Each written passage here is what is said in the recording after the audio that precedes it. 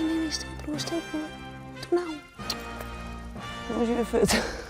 Hoi, ik ben Laura en dit is Klik mij de Natuur.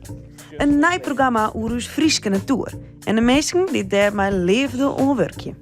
In deze serie ga ik mijn vrijwilligers op pad die haar inzetten voor de natuur. Want zonder vrijwilligers, geen gegevens, geen tellingen, geen bescherming.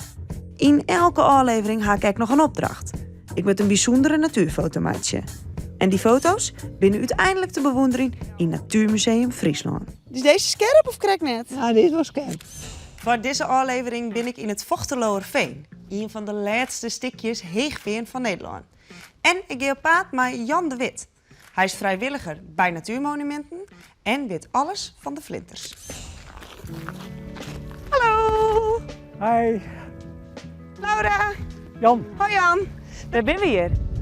in het Vochteloerveen. Vochteloerveen. Aan de Friese kant. Ja, Oké, prachtig.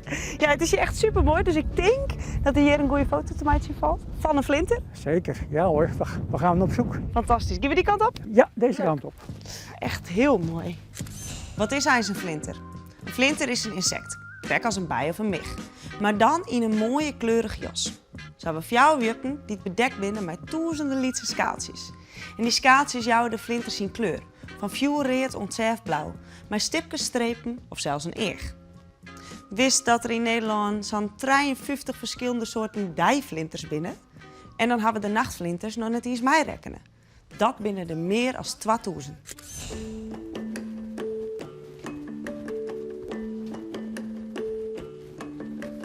En Jan, wat spreekt hij nou eigenlijk zo aan dit gebied? Dat het een uniek gebied is. Ja. Wat vroeger in Friesland en Drenthe dus heel veel voorkwam. En nu ja, een van de laatste overgebleven natuurgebieden is op Hoogveen. Ja. En deze weidsheid met die bijzondere vogels en dieren, planten die hier leven. Ja, dat is prachtig.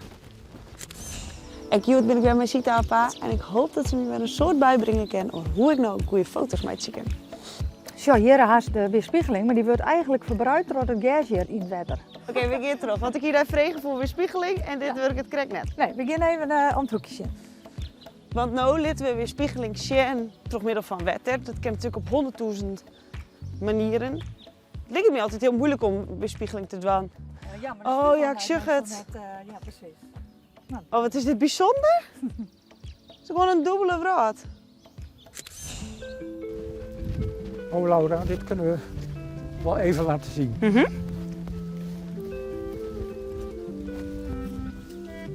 Kijk, het is een prachtig stukje waar je hier het veenmos ziet. Ja? En dat staat gewoon op het veen. En het veen,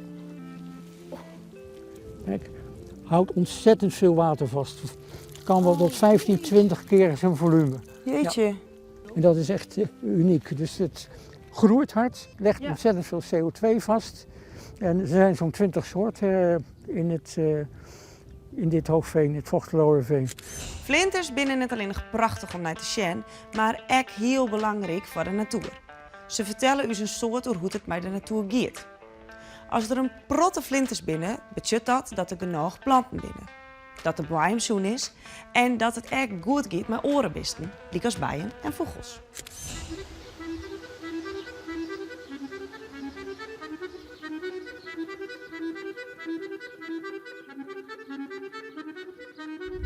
En Jan, waar moet ik nou eigenlijk precies op letten als ik een vlinder vinden wil? Ja, we zijn hier op zoek naar het veenhooibeestje. Ja. Echt een typische hoogveenvlinder. En het is een van de weinige plaatsen waar ze voorkomen. En we gaan nu zoeken. De mannetjes vliegen meestal nu met die harde wind wat laag rond. Ja. En op zoek naar een vrouwtje. En het vrouwtje zit er meestal verscholen zeg maar, tussen de begroeiing. En dit is hem dan. Het veenhooibeestje. Net grut, net loert, maar heel bijzonder. En heel gevoelig voor verroringen in zijn libbesomjouwing. Oh Jere! Hier, kijk, hier vlakbij. Ja. Oh, net vet vlinder. Oh, hij zit er. Hij zit helemaal stil. Mag ik hierin?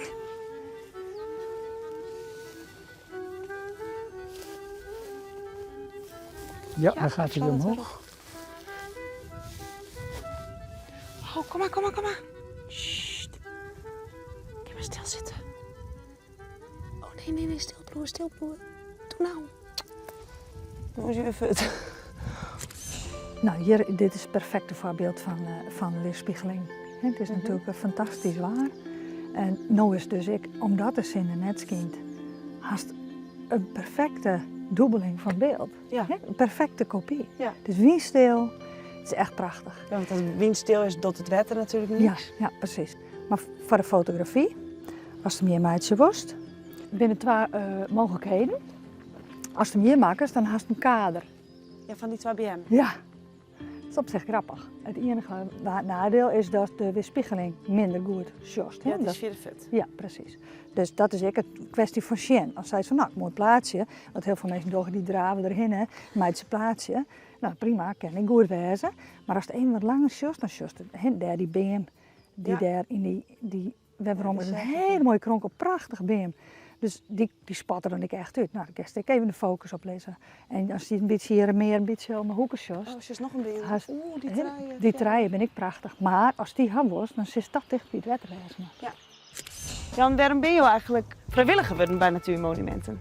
Toen ik hier naartoe verhuisde, en dat is niet zonder reden, want ik wilde uit de drukke Westerweg hier in deze mooie natuuromgeving. Ja? En zo ben ik toezichthouder geworden. Later ben ik waterpeil op gaan nemen, springhaan aan monitoren, dagvlinders, reptielen en af en toe een excursie.